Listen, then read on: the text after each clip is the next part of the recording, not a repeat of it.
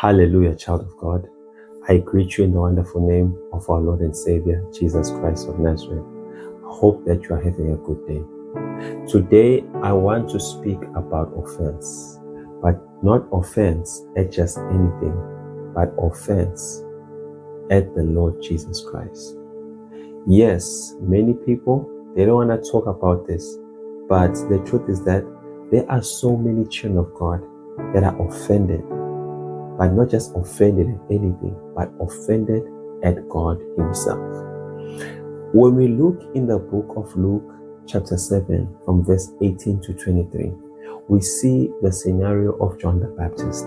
John the Baptist was in prison, and the Bible says that his disciples would come to him and they would tell him about everything that the Lord Jesus Christ was doing. Now, the Bible says that he called his disciples and he gave them this message to give to Jesus. Are you the one to come, or should we expect another? And the Bible makes it clear that Jesus was performing miracles, signs, and wonders. In fact, he even told the disciples of John the Baptist to go tell John the Baptist the things that were taking place, that people were being healed, miracles were happening. But then in verse 23, he says, "Blessed is the man who does not fall away on account of me." See, children of God, many people, their hearts are offended towards God because they are in the same situation as John the Baptist.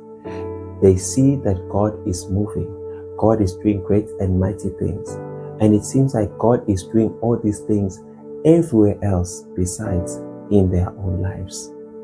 Like John the Baptist, he was in prison. I'm sure maybe he was depressed. I'm sure maybe he was not okay. And he was maybe looking to the Lord Jesus that he could do something for him. And don't we find ourselves in such situations sometimes as children of God? And when you see that God is moving everywhere else, but it seems like He's not moving in your own situation, there is a possibility for you to begin to get offended. And here's the negative thing about becoming offended at God, is that your heart begins to get hardened. And when your heart is hardened, no matter what the Lord might say, no matter what the Lord might try to communicate to you, whether directly or indirectly, through people, through scripture, it just doesn't find a place in your heart because your heart has become hardened. And the worst phase of having offense towards God is that at some point, your heart will become so hardened that you begin to speak against God. Because the Bible says, from the abundance of the heart, the mouth speaks. And I want to let you know, child of God, that God does not want you in this position. And maybe someone will say that, well, why doesn't God just do what I require him to do? Or can he not see my situation? Let him just answer me. Let him just bring me the breakthrough. And then I'll not have to be in this state. Well, I'm here to inform you of something that maybe you have not considered. You see, a person whose heart is offended towards God is in that state because of one thing, which is the worries of life or life happening.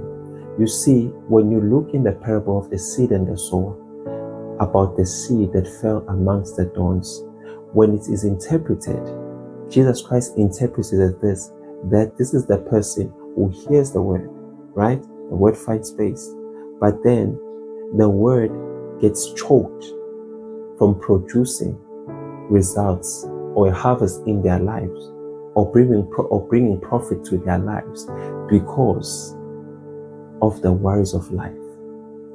Life will always happen, child of God. And many think that if the Lord would just answer me, then I will not be offended. I'll be in a better space. But you see, the thing is that you can go back to that state once again the next time you hit something in life, the next time another worry comes in life. And it is not the will of the Father for you to be in that state. As children of God, the will of the Father is that we are always in a state of faith. The will of the Father is that you are always in a state of walking not by sight but by faith. The will of the Father is that you are always counting it all joy, rejoicing in all situations, that your faith never fails. That is the will of the Father. That the will of the Father is that you are hoping against hope, like Abraham, that you are not giving up, but you are always full of faith. And on whatever, whether the breakthrough or whatever you want, the answer to your prayer comes, it finds you in faith, because that is the better position for you to be in.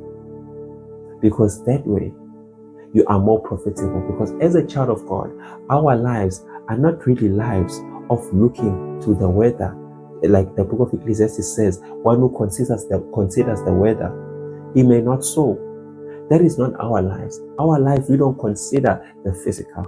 We walk by faith. We consider the spiritual. That is who we are called to be.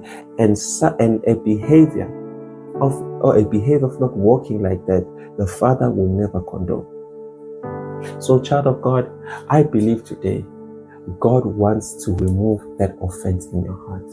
He wants you to start seeing Him in a different light, the light you used to see Him in before.